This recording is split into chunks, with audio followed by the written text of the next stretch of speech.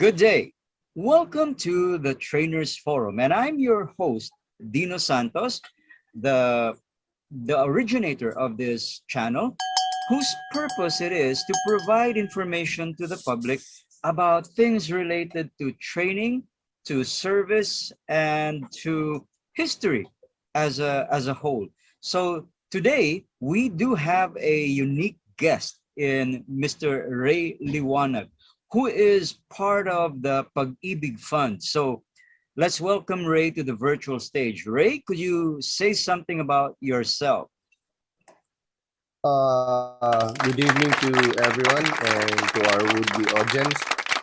I am Ray Liwanag of Pag-IBIG Fund Quezon Avenue branch. I have been in the service with Pag-IBIG Fund for more than 10 years and currently assigned as Cashier to branch support with Quezon Avenue branch. Although it is our marketing division who knows these things about the fund, I have been with the marketing division for 13 years prior to my transfer to branch support. So I am currently also well versed in the existing programs of the fund today. Wonderful, Ray. Now, just in case there are viewers out there who are very young, who just entered the workforce and essentially have no idea about what benefits they may have, could you share with our viewers a little bit about the history of the Pag-IBIG Fund? I mean, how did it all get started and why is it such a good idea to be a member? Well, actually, the fund started way back between 1982 and 1983 during the time of then President Marcos. During that time, it started as a voluntary program and then later on became a mandatory program for those earning 2,000 above. And then later on, with the advent of the People Power Revolution, the fund's operations stopped and then it was audited by the government by three agencies from the government, from the administration, and a private agency. And when they found out that the funds were intact, then President Aquino continued the program on a voluntary basis. By 1995, Republic Act 7742 was enacted to make Pag-IBIG Fund mandatory for those earning uh, 5,000 above. So it's computed at 2% of 5,000, which is only at 100 pesos. The purpose of the fund is to create a provident fund or to encourage savings and at the same time use these funds to generate income for the housing loan programs of our members. I think this program was based on Singapore's Provident Savings. So during that time, then President Marcos was aware of this program with Singapore, wherein it was handled by the private sector, and then later on, it was the government na sila yung nangihiram from the private sector until it was handled by the government. So this is private in nature, but government controlled. Now, the good thing about this is, as I've mentioned, we encourage forced savings. Because if you do not have time to save through the bank or what, we then deduct your savings from your salary at the measly 100 pesos. And then another 100 pesos is being given by your employer, in which case every year, this deductions will earn dividends. So that's the thing about this.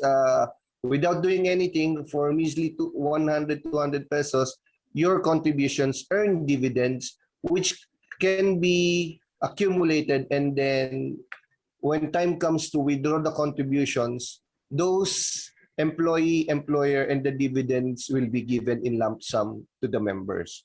So this is the practical aspect and what makes it different from other agencies. Because if you're going to look at SSS and GSIS, these programs are insurance programs. in order for you to avail of the benefits, something must happen first to you since this is insurance. So it's either you get sick, you get into an accident or what. But with Pag-ibig Fund, we are trying to encourage savings, and these savings grow. It has been for more than 20 years that the fund has been doing this and distributing uh, these funds to our qualified members. And the good thing about this is there is an evolution with the programs of the fund in which every member can have access to right now. So that's a brief history. We just make some adjustments, everything, but overall we can look at the fund. It's the official name is Home Development Mutual Fund or HDMF. So home to develop home for every Filipino family, and at the same time create a mutual fund which is your forced savings. I see. So I always had the notion that maybe the name Pag-ibig was some kind of acronym. Yes, it is an acronym. Pag-ibig Fund stands for uh, pagtutulungan sa kinabukasan, ikaw, pagtutulungan, ikaw, bangko, industriya, gobyerno. So that is the acronym of Pag-ibig Fund.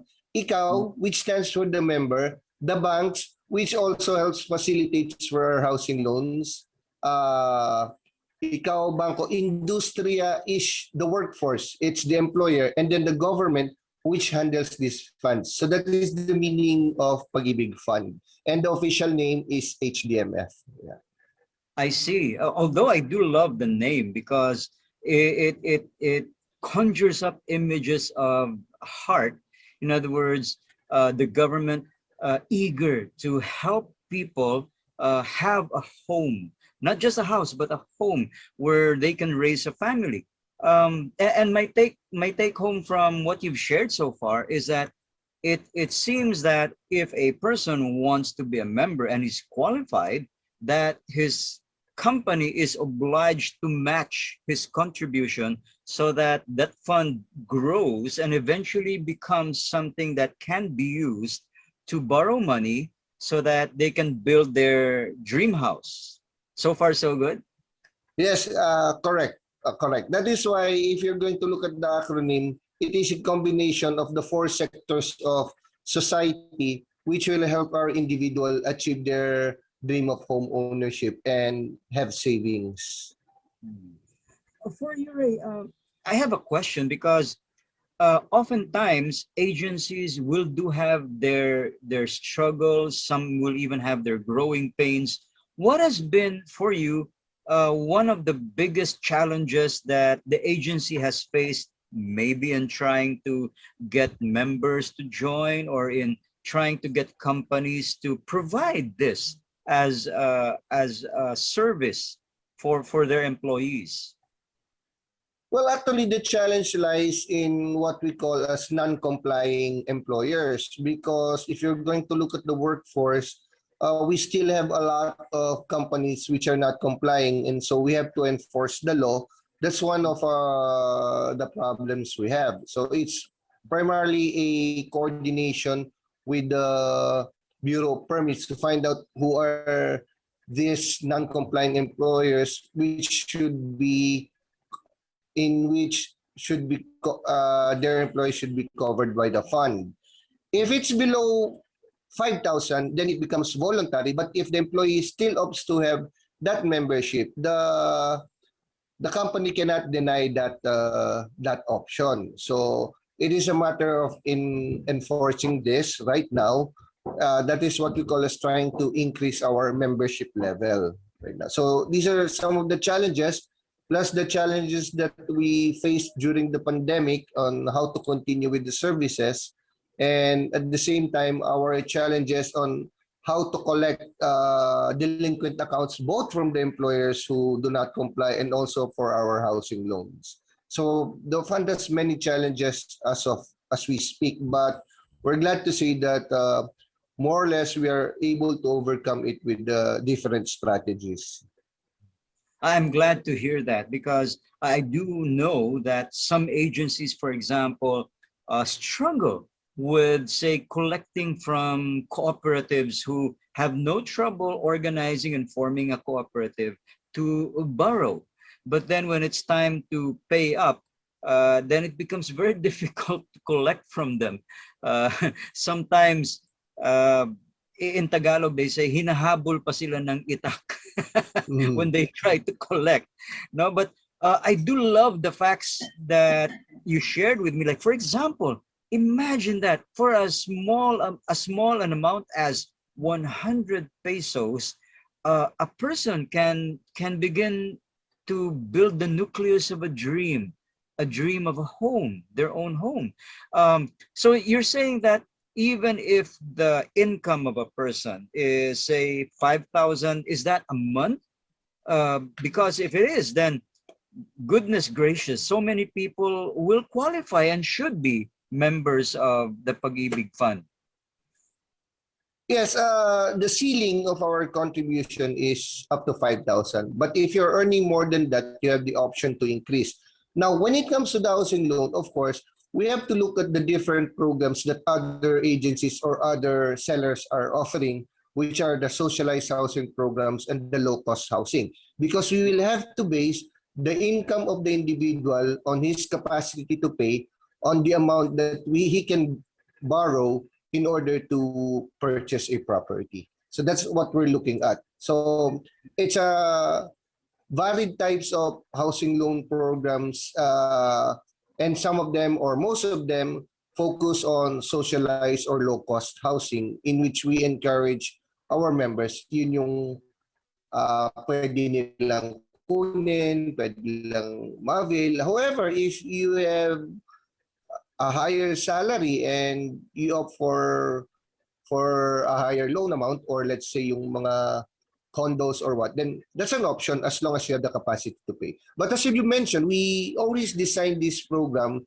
in order to help our workforce to achieve their dream of home ownership, their dream of home ownership.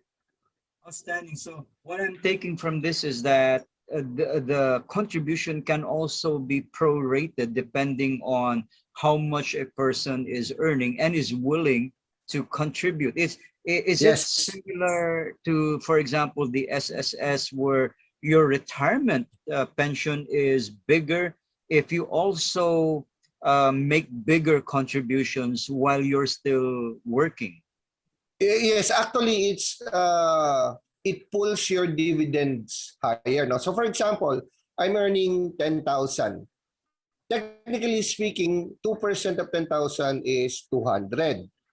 Right. So, by law, my employer will only deduct 100 based on the ceiling of 5,000. But then I tell him, no, you maximize it on my basic, no? So let's say my basic is now 10,000. So the employer then deducts 200 from me, but then the employer is not mandated to match that. So hanggang 100 lang yung kanya. So you have 300 for your monthly contributions, which is good because this increases. Yeah. There. Okay. Yeah. That's good. So In this five. increases your dividend earnings, and at the same time increases your loan amount when you wish to apply for a cash loan with us. So that's the advantages of what we call as upgraded contributions. Wonderful. So Ray, you were talking about the agency having several programs that it's offering to its members. No, could you just give us a brief look at what these programs are? Right now, we have what we call as the virtual pag-ibig. This virtual pag-ibig will enable the member to transact online. But in order to do this, they have to apply first for the Loyalty Card Plus. Once they have the Loyalty Card Plus, which is available in any branches as long as you qualified, so while you wait, this will be given to the members, then they will apply for virtual pag-ibig. In that manner, they can transact or they can check their records via online. So that's one of the programs that we are trying to implement and encourage to our members and both for our employers.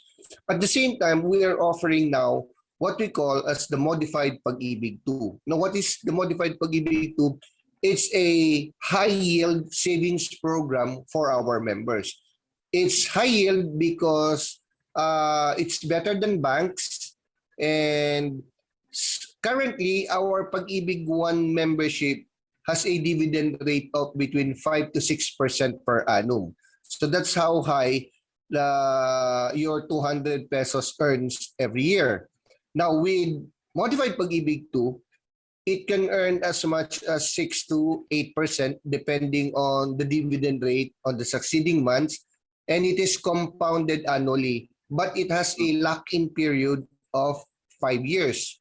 But the good thing about this is, unlike your time deposit, which has 30 or what or anything, but the interest is at 0.1, 0.2 or something, and at the same time you have a maintaining balance of 10,000, the Modified Pag-ibig 2 can be availed of for just 500 pesos minimum amount per month. So that's the lowest contribution that the member can give, or you can go as high as 1,000 or what.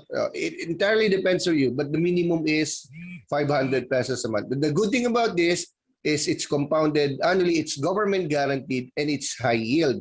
So what happens now, nangyayari, yung mga ibang client namin, they pull out their time deposit and then they put it at, actually we don't call it as an investment, we call it as a savings to the Modified Pag-ibig 2 program. So we encourage that, no? And the good thing about this is, wala tong dormant account or anything. Or let's say, halimbawa, hindi ka na nakapaghulog or anything, let's say, nalagay mo lang 1 year, 2 years, doesn't matter. Kung magkano yung principal mo, compute natin at the end of 5 years plus dividends. Of course, syempre mas mababa yon. Some members, they have what we call as topping off. So yung iba, they put in, let's say, 500,000 or 1 million, and then afterwards, iiwan na lang nila yon and wait for the dividends to grow until 5 years. Some of them nagtatop up every month, every year, or what. So these are the options na pwedeng gawin ng member natin to increase their savings. So again, it encourages us to save in a secure manner. Yun ang maganda rito, high yield, and it's secured, it's government guaranteed. So just, then we have also we also have a what we call as an annual dividend payout. Kaya lang, when you choose an annual dividend payout, that means you're going to get the dividends every year. Maliit lang yon compared to a 5-year annual 5-year lock-in period. So those are the options that we offer right now to active Pag-ibig members. So when I say active, you should have a current membership right now. And then you file for the application, you get a unique account number, then you pay 500. Then later on, your succeeding payments can be made to TouchPay or GCash. So that's the convenience of this program right now. Wonderful. And it seems to me that the agency is going out of its way to be accessible, to be easy to interact with, and then to keep everybody safe. In other words, we do have a pandemic going on. So this is not only convenient, but ultimately healthy for everybody. To get that, what you call the virtual membership card, no? Yes, the Loyalty Card Plus. Yes. Loyalty Card Plus, yeah. And I'm with you as well on what you're saying, that it's better than, say, a time deposit. It's a great way to invest your money, and that you can in fact use later on in the future to buy a home. Question, Ray, does the fund account also for example, what if a member wants to remodel an existing home? Can that fund be used for remodeling? Part of the housing programs that we offer is what we call as home improvement. So actually, we have different purposes for our housing loan program. First, purchase of lot. Then you have purchase of lot and house construction. Then you have purchase of a residential unit. Then you have home improvement, and then you have refinancing. So these are the programs available. The most common is purchasing a residential unit. So you're buying a fully built structure already. And then we have refinancing in which we transfer your loan from the bank to us. So that's those are the programs available for our housing program. So these are what we call as the different purposes for housing. I'm asking because in my village alone, there are a total of 7 homes right now undergoing renovation. Some of them have completely torn down the old structure and rebuilt from the ground up. But the vast majority are spending their time just fixing the leak in the roof. So they're having the entire roof replaced, and now I'm getting an idea that maybe many of them are members of Pag-ibig and are able to do this, taking advantage of the summer months. Agreed. So the question I was asking was based on a remark I made that even in our village alone, there are 7 homes that are undergoing either complete rebuilds or a repair of their roofs, because many of the homes here have leaky roofs. And so I was wondering, where were they getting their funds? And so this might be a clue that perhaps many of them who work for companies who are contributors to the Pag-ibig Fund are able to do this. Apart, of course, from their, say, SSS membership. So is that a fair assessment of, say, one of the things that a member can avail of, which is to, as you said, to home improvement? Well, yes, if they do qualify, that is an open program for our members. That's part of the one of the purposes of ano, our housing loan program. So if they do qualify, why not? Most likely, it entirely depends if they would apply for that. Hmm. A question, Ray, is that what do you notice as trends? Are there more members of Pag-ibig now who belong to the baby boomer generation, or do the vast majority come from, say, the fresh grads or the Gen Z generation? Who's your most numerous member?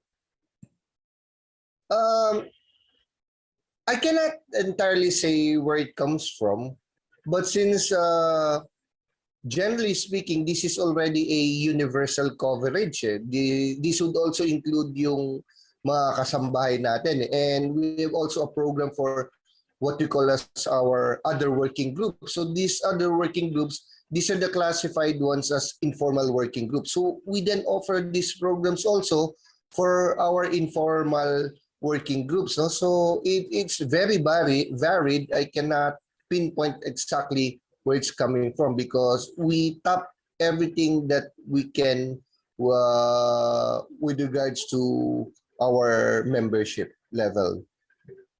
A question that I'd like to ask, which is slightly different now, is how has the pandemic affected the services of the agency? Because I realized during the height of the quarantine, like level 1, level 2, level 3, there must have been rules like only 50% can report to work. The rest will have to work from home. Uh, did things like that happen to Pag-ibig, and what effect did it have on services at the time? Well, it did happen. So when workforce was cut to 50% and we have our work from home, of course, those who can bring their work home, they continued. And then we had to make cut-offs on our transactions.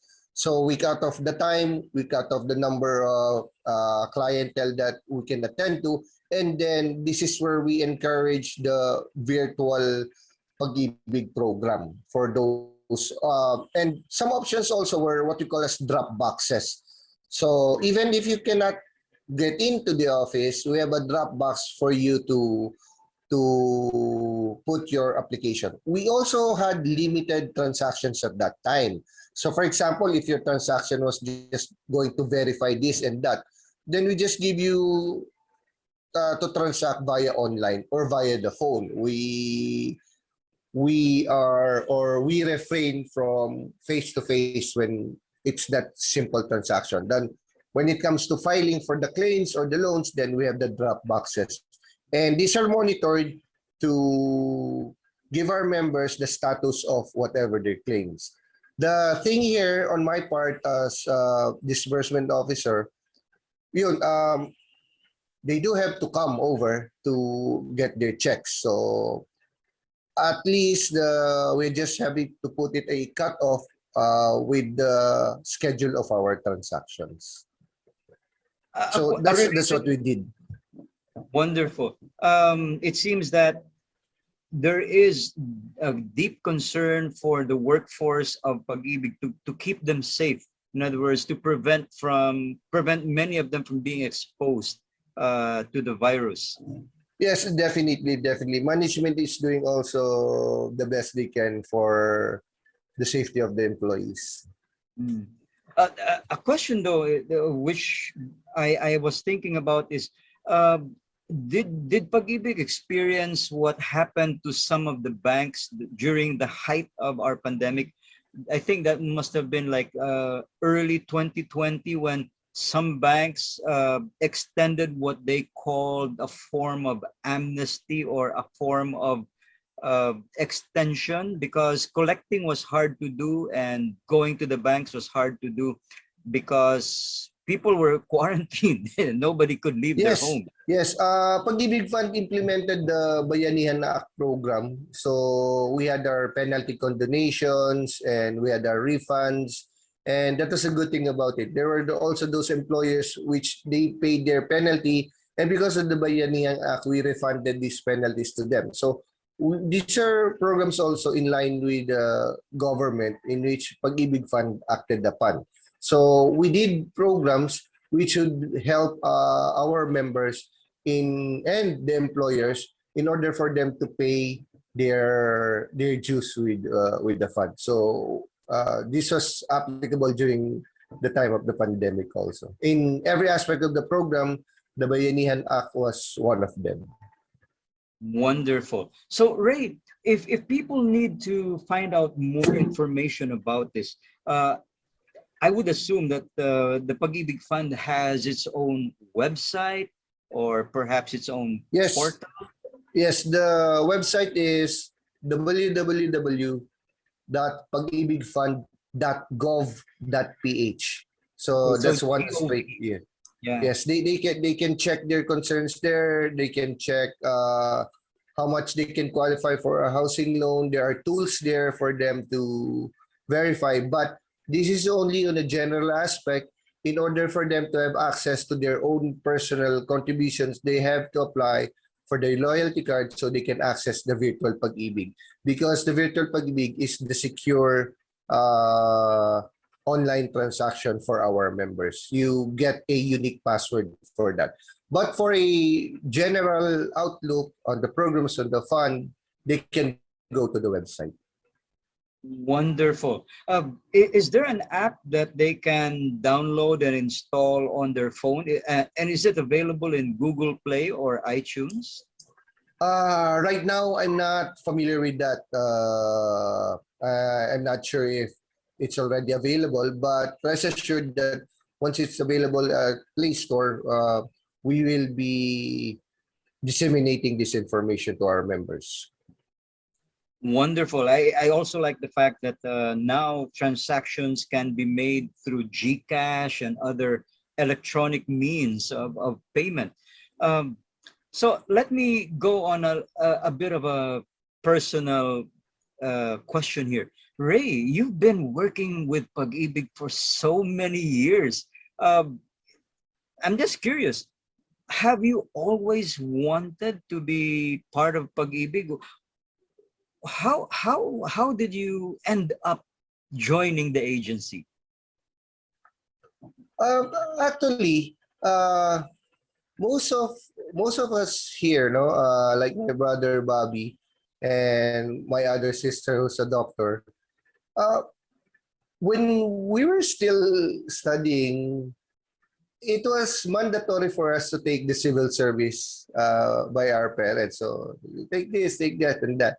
And then, although we applied for the private sector or what, it just so happened that I was able to apply also for the government, and then started out as a agency hired contractual way back 1996.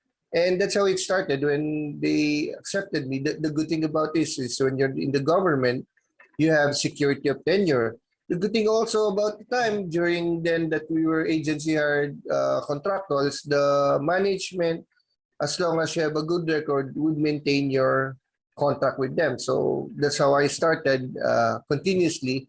And also, if you didn't like the job, if being a civil servant is not your cup of tea, you wouldn't last long the way I did. So Yeah. that's what I'm telling you. If you want to help, you want the service or what, then that's it. You go to the government, but do not expect some other people. They have a different viewpoint about it. Going to the government, and but that's different. If you really want to, sabi nga natin, kung may malasakit ka, kung meron ka, and then that's the mindset you should have. So sabi nga sa, if it's your not cup of tea, as I've said, if you can't take the heat, get out of the kitchen. So that's how it is. But the good thing about it is this: the agency has been good. You have security of tenure, and you have benefits, although the salary is slightly lower in the private sector. So that's it. It's a matter also of a passion, some passion that you're able, and it's like you have this feel good attitude whenever you see the smile in the members, especially on my part. Alam mo, parang sabi ko, natutuwa ako pag when they leave na nakuha na nila yung check nila. So that's it. That's the inner feeling that you have. But if gusto mo makalamang or what, this is not for you kasi iba yun. Which is true. I have a lawyer friend who also worked for the civil service, and that's what he's saying. Ang ano natin talaga is yung may malasakit ka dun sa kapwa mo. So that's what we're trying to do. No, public office is a public trust. So we try to maintain that as much as possible for the benefit of our members. Although, yun nga, minsan hirap ka na, and alam mo yun yung marami ka nasasalubong. Sometimes you hear profanity, sometimes, bad words, and that's part of it. It's actually how you stomach these things. It goes into your ear one way and goes out onto the other. So basically, that's it. You wouldn't last if you didn't like the job. Yeah. It's I guess it's almost like a calling. In other words, Yeah. a desire to serve, to be Yes. part of the solution instead of being part of the problem. And God bless you for having that mindset, because we need more people like you serving, Oh, thank not you. just Thank you. not just in Pag-ibig, but in other branches of the government. Yes, yes, May yes. your Whether it be private or whether it be the government, that should be the mindset. Yes. That's true. Now, Ray, I was sort of wondering, one of the things that has come up because of this COVID-19 is how agencies have been forced to come up with contingency plans because, like for example, there might be something that was already approved, and the signatory just simply has to sign it, and then that person got hit by COVID, so there's nobody who could sign it. Would you say that this has forced the agency as I'm guessing other agencies in the government to have contingency plans when somebody is not able to make a decision or sign something because they got sick. Well, of course, we have backup plans for this. We have one major signatory, but we have backup signatories naman eh. So the organizational chart is created in such a manner that if one is not available, somebody else can take the place of that present signatory in order not to hamper operations. Wonderful. So Ray, I'd like to give you an opportunity to invite those who are still undecided out there, or who should be members of the fund. What advice would you like to give to our viewers? Well, since there is already a general or universal coverage, I would assume that most of our working force are already members.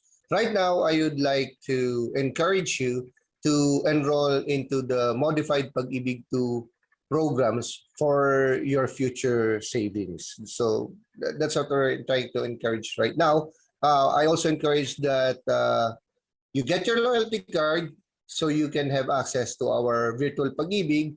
So in the future, you can do the transactions online via your mobile phone or your laptop. So yeah, this is already an evolution eh. So we cannot say na nandito lang tayo. So these are while we're offering these programs, our members should take part of it. Encourage them to. Wonderful. So I'd like to say that I do look forward to seeing you the website and exploring it. And I do wish you the best of good health and blessings, because what you're doing is precious, because it's helping ordinary people, simple folk, have the fulfillment of their dream to have their own home. So Ray, thank you so much for being part Thank of you. the Trainers Thank Forum. you. Thank you. And I'd like to invite the guests as well. I mean, sorry, the viewers as well, to look forward to our next episode, where I'm hoping I can get Anthony Mangahas of the SSS to join us, so that he can also explain the online procedures for the SSS and transacting with the SSS. So on behalf of the Speakers Bureau Academy, I'd like to thank Ray Liwanag for being our guest today. So Ray, maraming salamat sa iyo. Gabayan ka sana ng Panginoon, and may you enjoy good health and prosperity.